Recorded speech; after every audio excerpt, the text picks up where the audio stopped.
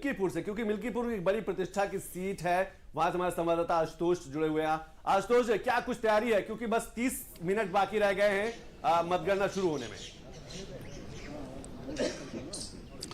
बिल्कुल संतोष, अगर हम कहें तो उत्तर प्रदेश में जो है 403 विधानसभा सीटें हैं, लेकिन यह उपचुनाव जो यहां पर अयोध्या में हो रहा है मिल्कीपुर विधानसभा सीट को लेकर के काफी हाई वोल्टेज ड्रामा चला है। पिछले दिनों हाई वोल्टेज प्रचार चला है, हाई वोल्टेज जो है वाद प्रतिवाद चले हैं और इलेक्शन कमीशन पर गंभीर आरोप भी विपक्ष ने लगाया है। जिस तरह से समाजवादी पार्टी ने कल उसे न केवल सफेद कपड़ा बल्कि इसका पिंडदान भी इलेक्शन कमीशन का किया, प्रतीकात्मक रूप से वे इलेक्शन कमीशन का विरोध किया। लेकिन मैं मतदान के दिन यहाँ पर मौजूद था, मैंने यहाँ पर देखा था कि सुबह से ही जो है जिस तरीके से ग्राउंड जीरो पर इलेक्शन कमीशन पूरी तत्परता के साथ निष्पक्ष चुनाव को संपादित करवाने में जुटा हुआ था, लेकिन उसी ही तत्परता के साथ कहीं न कहीं विपक्ष जो है सोशल मीडिया पर लगातार जो है धांधली और गड़बड़ी की शिकायतें भी करता रहा है। तमाम सारे अधिकारी दौड़ दौड़ करके उन पोलिंग बूथों पर जाते रहे, उन शिकायतों के बारे में जांच किए गए जो कहीं न कहीं गलत पाई गई हैं। तो निश्चित रूप से आपसे थोड़ी देर बाद कोई जो है आधे घंटे बाद जो है हमारे ठीक पीछे इसी मतगणना केंद्र पर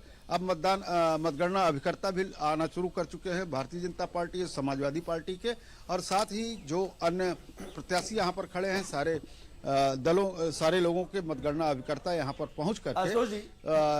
अपना मतगणना करवाएंगे। निश्चित रूप से संतोष, जैसा आपने कहा कि ये सियासी खेल है उत्तर प्रदेश का और ये सियासत में कहीं न कहीं एक माइलस्टोन होने जा रहा है मिल्कीपुर का विधानसभा का उपचुनाव, जिसका जो परिणाम एक चीज और मैं आपसे समझना चाहूंगा, अयोध्या है, अयोध्या में 500 वर्षों का जो है 2027 के चुनाव इससे कुछ प्रभावित होंगे, वो चाहे बीजेपी के लिए हो चाहे समाजवादी पार्टी के लिए, क्योंकि दोनों पार्टियों ने पूरी ताकत झोंक दी है सिर्फ एक उपचुनाव में। बिल्कुल संतोष, मैं उसी बात पर आ रहा था कि जिस तरीके से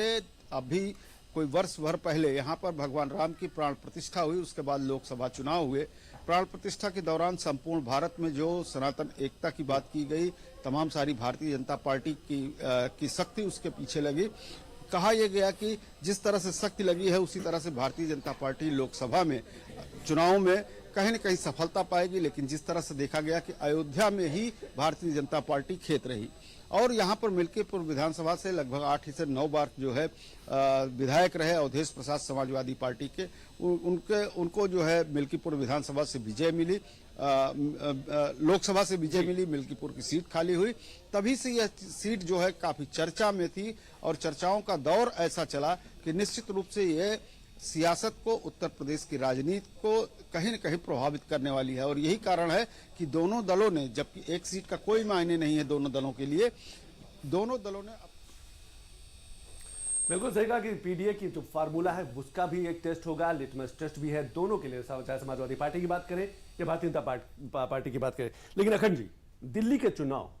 कितने बड़े बदलाव को लाएगा, क्योंकि हम कह सकते हैं कि कई बड़े पोस्टर वॉर हुए, कई बड़े मुद्दे हुए। अगर अरविंद केजरीवाल जीत जाते हैं तो क्या इंडी गठबंधन की जो भूमिका है उसमें कई बड़ा बदलाव, भारतीय जनता पार्टी जीती है तो 26 साल बाद वो वनवास टूटने वाला है। बिल्कुल